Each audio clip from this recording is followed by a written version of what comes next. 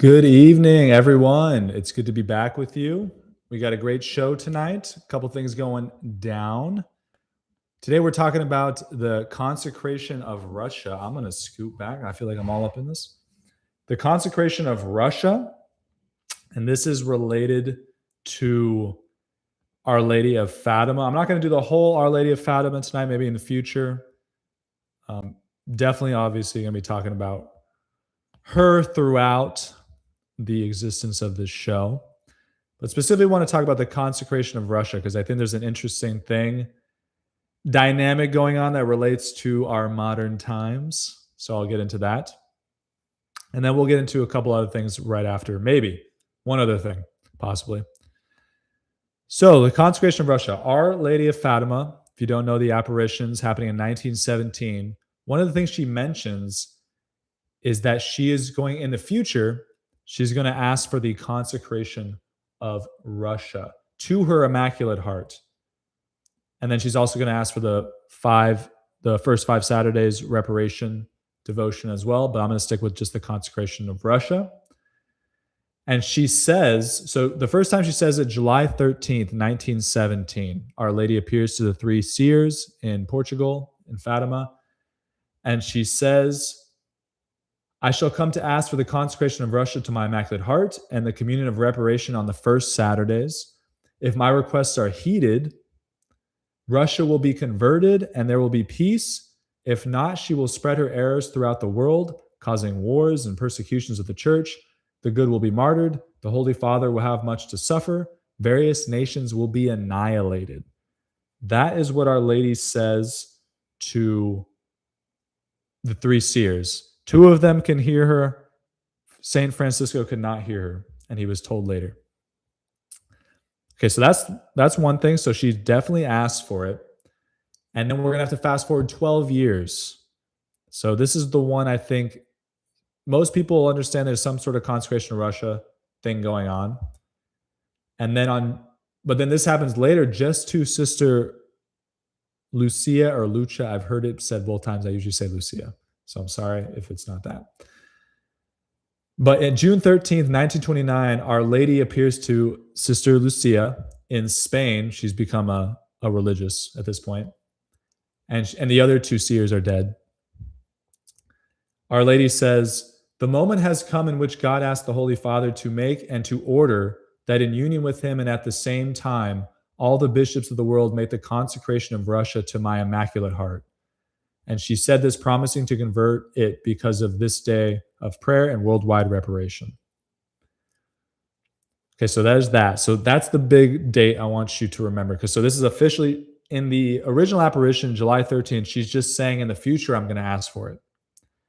And then this 1929, June 13th date, she actually asked for it very forcefully to Sister Lucia. And so this is where it gets interesting. So we have, it seems to me, and there might be other ones I'm not aware of, but we have one precedence for this with the Sacred Heart devotion. And it's cool because it's the both hearts. So if you're not aware, this is something that I find that people aren't aware of, Catholics aren't aware of. So it's kind of cool. It's kind of, I don't know if you like prophecy and stuff like that. So in 1689, you have Sister Margaret Mary. She's already having these visions of Jesus. She's talking with him. And at a specific date, and I'll get that exact date for you. In 1689, on June 17th, Jesus is going to tell Margaret Mary that Louis XIV must consecrate France to his Sacred Heart. Must consecrate. And not only that, consecrate the country to the Sacred Heart, adorn his flags with the Sacred Heart, and establish the feast. That's what Jesus asks of the King of France at the time. So what's going to happen is that Louis XIV is not going to do it. And then you're going to have a king after him who's not going to do it. And then you're going to eventually get to Louis XVI. If you know your history, you know what's going to hopefully about to happen. You know what's going to come up here with Louis XVI. And I'm kind of curious. I'm looking up while I'm talking of what Jesus said would happen if this was not heated. So just give me one sec. I'm just looking it up. So yeah, so you're eventually going to get 100 years later. So on the same day, 100 years later, Jesus tells Margaret Mary, you need to have the King of France consecrate France to the Sacred Heart.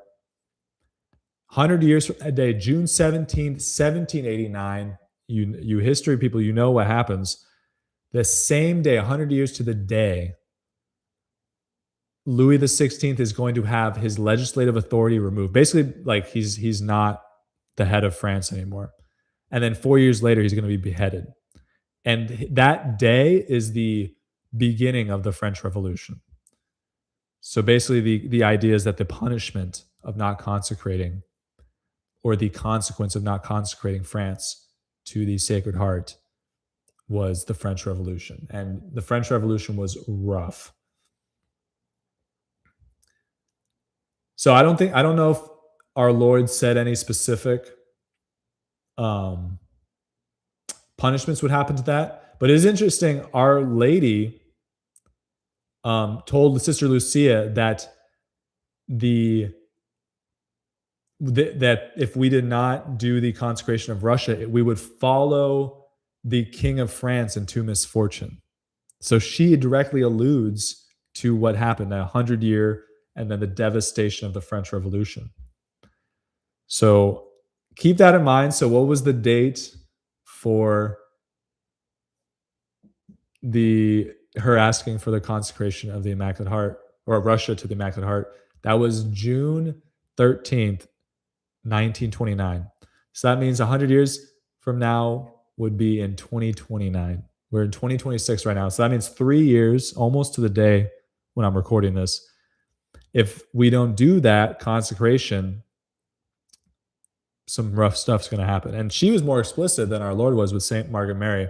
You heard like wars, annihilation of nations. There will be martyrdoms. The church will suffer. The Holy Father will suffer. So some people say that the consecration already happened. But Sister Lucia, while she was alive, she died in the 2000s. She said all of the ones that happened in her life, they were not appropriate. And then there was one more after that in 2022 with Pope Francis. And people argue that that one was not legit because he consecrated both Russia and Ukraine and all of humanity, which Sister Lucia was very explicit, it just needs to be Russia. And also he asked bishops throughout the world to participate, but he did not command it. So a lot of bishops didn't do it around the world. So people always also say that those two things make it so that it's not fulfilled. So it's interesting. I mean, there's different camps. A lot of people don't even know. They don't worry about this stuff. I think it's interesting. And I would argue because those are two church approved. I don't know if the Sacred Heart necessarily, those visions or apparitions are approved, but Margaret Mary is a saint and we have the Sacred Heart devotion. So it would be weird if those were not legit, but we still doing the stuff, if that makes sense, to put it in a weird way. So, I mean, I think it's super legit. And I think Our Lady was basically referencing what happened with the failure to consecrate France to the Sacred Heart. So that means in 100 years, what's going to happen? So that time it was France and the king that suffered. The whole world, suffers with sin, and the whole of Europe suffered with France going down like that. And then you get Napoleon later. So what's going to happen this time? So the person that's supposed to be consecrating is the Pope. There's a country involved that's supposed to be consecrated, which is Russia. So in theory, if we're doing a pattern recognition, it'd be like somehow the Pope's situation is going to get rough, and she explicitly says that, and then Russia will spread her errors, and I don't know what will happen to Russia. If you guys don't know, which would be crazy, Russia is currently in a war with Ukraine and in theory, like all of Western Europe and the United States. um, because of their war with Ukraine. So it's looking pretty spicy. And I don't say this to scare you, but I do say this. Sister Lucia, if I remember correctly, she was very passionate about people praying for this consecration to happen, the consecration of Russia by the Pope in union with the bishops. So this is something we can definitely pray for. It's also, I don't want to like belittle it or be frivolous about it, but it is kind of spooky, cool, kind of like the way the Lord moves. And we have a precedent. Like the King of France didn't have a precedent as far as I'm aware, but we have a precedent. So we're like, it's almost like a little countdown if we don't do this consecration. And if you think the consecration has already been done, I'm open to hearing your arguments about it. But to me, when I've looked at the situation, it does not seem like that is so. So yeah, so we got Our Lady asking for the consecration. We have the precedent of the Sacred Heart and France not doing that consecration. We're almost at the 100-year mark. You know, I'm 30, so in theory, I'll almost be 33 when that day comes.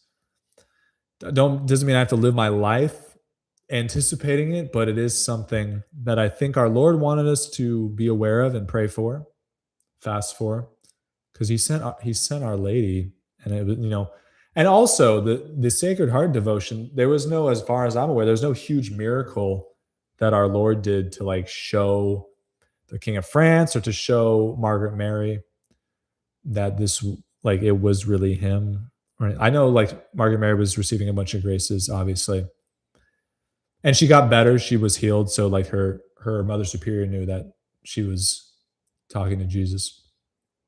But Our Lady does a bunch of stuff, including the miracle of the sun. So she's not messing around. And the world and the popes have this huge miracle to look at to be like, okay, Mother Mary, she's really moving right now. So, and for me, I'm a little confused why they wouldn't do it. King of France, I'm confused with him too, but I'm confused why the Pope wouldn't just follow the rubric that Our Lady laid out through the Sister Lucia.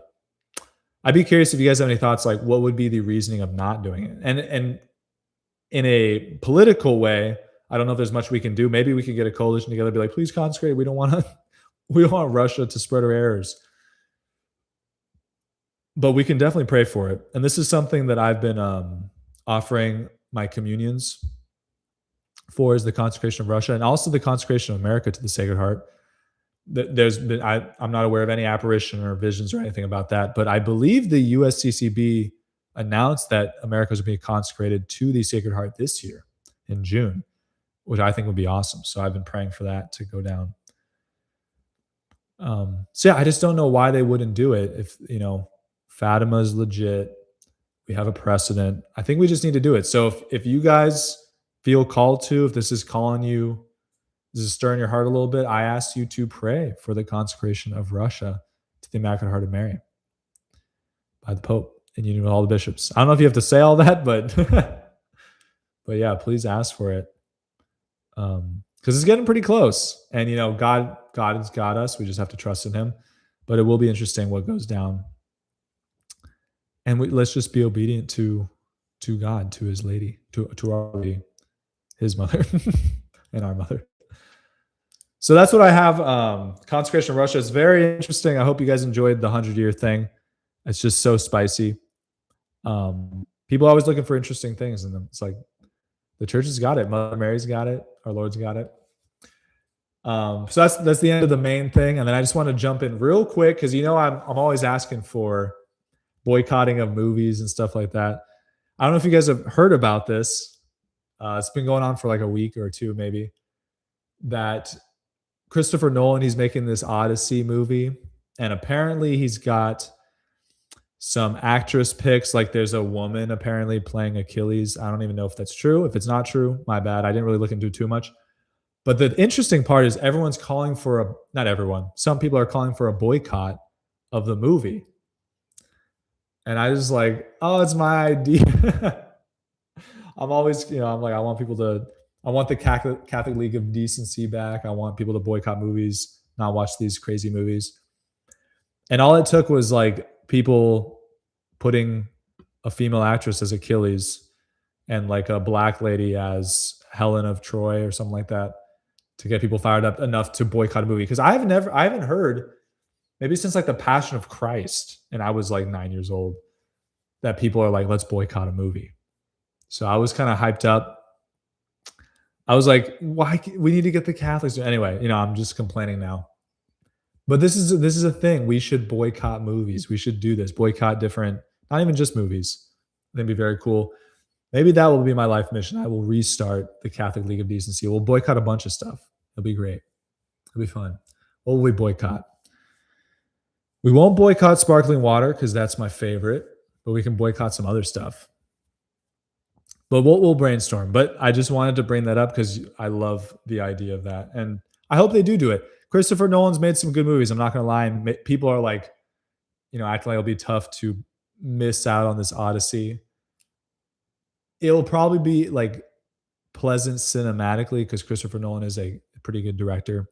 Interstellar, the Batman trilogy. But movies that important? Nah, I don't think so. I think we'll be fine. So that's all I got for you tonight. Kept it nice and short for you. Hope you enjoyed. Please comment, like, subscribe.